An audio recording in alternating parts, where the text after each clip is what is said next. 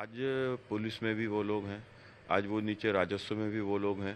वो जानबूझकर कहीं न कहीं इस प्रकार से कि सरकार की छवि खराब हो और भारतीय जनता पार्टी के कार्यकर्ता का उत्साह ढीला हो और उसका उत्पीड़न करते हैं। कि जो जो अधिकारी 2 तरीके के हैं, जो जो पुलिस के अंदर 2 प्रकार के लोग हैं। एक जो समाजवादी पार्टी के शासन में समाजवादी पार्टी के उपकृत किए हुए एक लोगों की संख्या काफ़ी है। तो ऐसे जो सारे लोग हैं तो ये जानबूझकर ज़रूर ऐसा करते हैं और अगर भाजपा के लोगों को समझकर उनका उत्पीड़न करने का प्रयास करते हैं।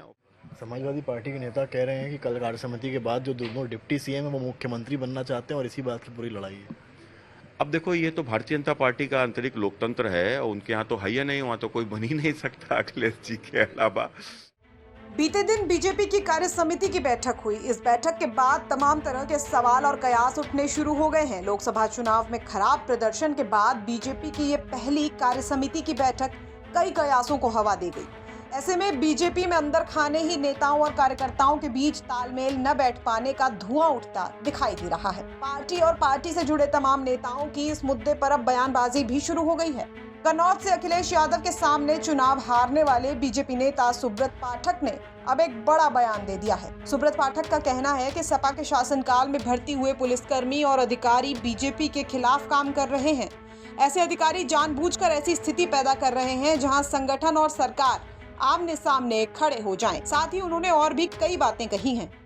सूरज जी, कल एग्जीक्यूटिव मीटिंग हुई है बीजेपी की, आप भी थे, मुख्यमंत्री नड्डा, केशव मौर्य, तमाम संबोधन हुए। केशव मौर्य ने वहाँ पर एक पंक्ति ऐसी बोली जो इस वक्त सोशल मीडिया पर वायरल है कि संगठन हर हालत में सरकार से ऊपर है। सुब्रत पाठक भी एक नेता हैं, बीजेपी के कार्यकर्ता भी हैं, कैसे देखते हैं?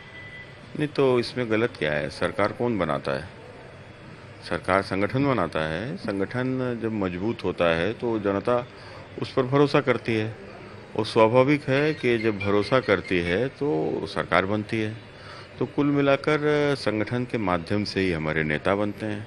संगठन जिस व्यक्ति को नेता बनाता है तो वो व्यक्ति नेतृत्व तो करता है। तो कुल मिलाकर इसमें कोई कहने में मैं समझता हूँ कि ऐसी कोई बात उन्होंने गलत नहीं कही जो जिसके ऊपर कोई चर्चा हो।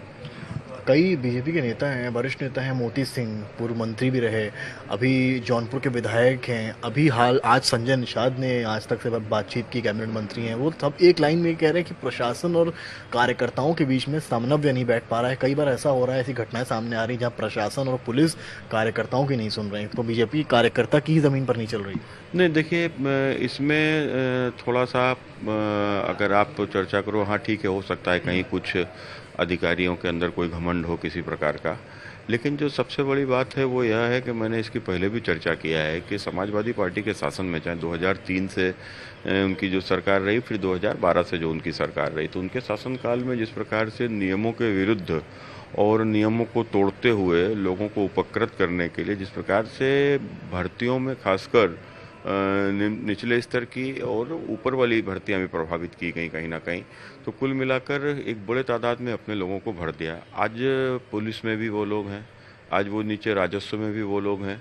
वो जानबूझकर कहीं ना कहीं इस प्रकार से कि सरकार की छवि खराब हो और भारतीय जनता पार्टी के कार्यकर्ता का उत्साह ढीला हो और उसका उत्पीड़न करते हैं।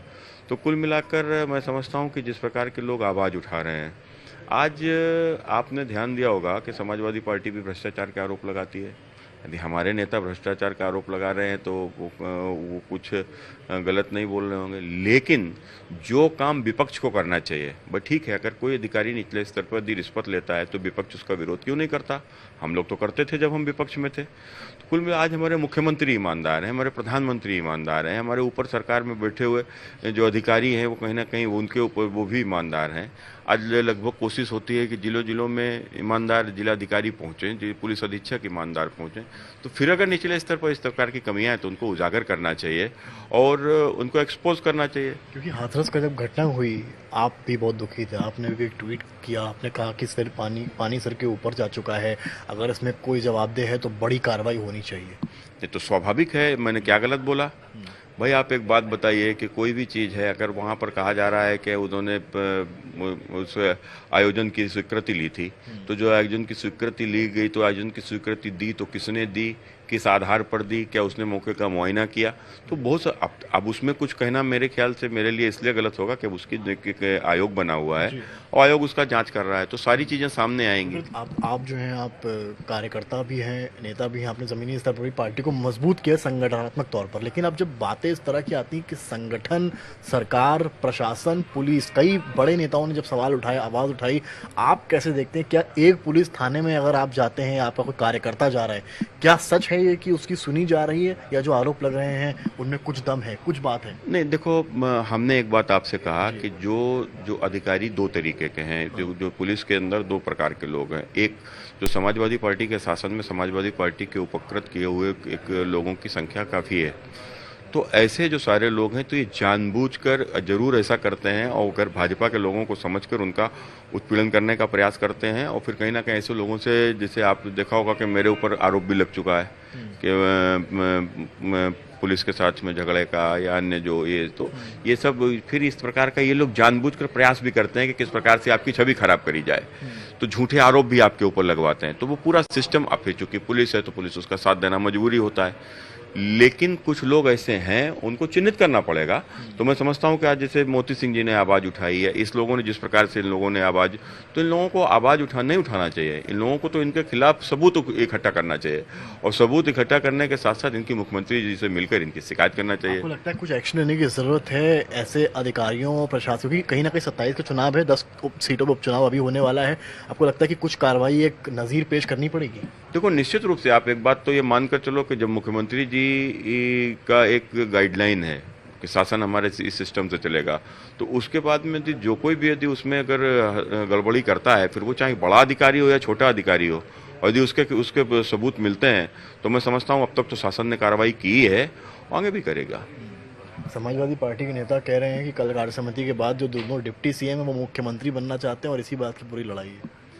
अब देखो, ये तो भारतीय जनता पार्टी का आंतरिक लोकतंत्र है, और उनके यहाँ तो है या नहीं, वहाँ तो कोई बन ही नहीं सकता अखिलेश जी के अलावा, तो स्वाभाविक है कि वो इस प्रकार की बातें करेंगे। तो हमें अधिकार है नहीं है क्या? अच्छा, मैं राजनीति में आया, मैं सपना नहीं देख सकता हूँ क्या? लेकिन वहाँ समाजवादी पार्टी में कोई देख सकता है सपना क्या? वो तो सपना भी नहीं देख सकता। क्यों नहीं देख सकते भाई? हम लोग सपना देख सकते हैं, हम नहीं, कोई भी निम्न स्तर का, हमारा बूथ अध्यक्ष पे जो है ना, वो भी पार्टी के राष्ट्रीय अध्यक्ष बनने का सपना देख सकता है। बताओ, समाजवादी पार्टी में कोई बन सकता है राष्ट्रीय अध्यक्ष देखने का सपना देख सकता है क्या?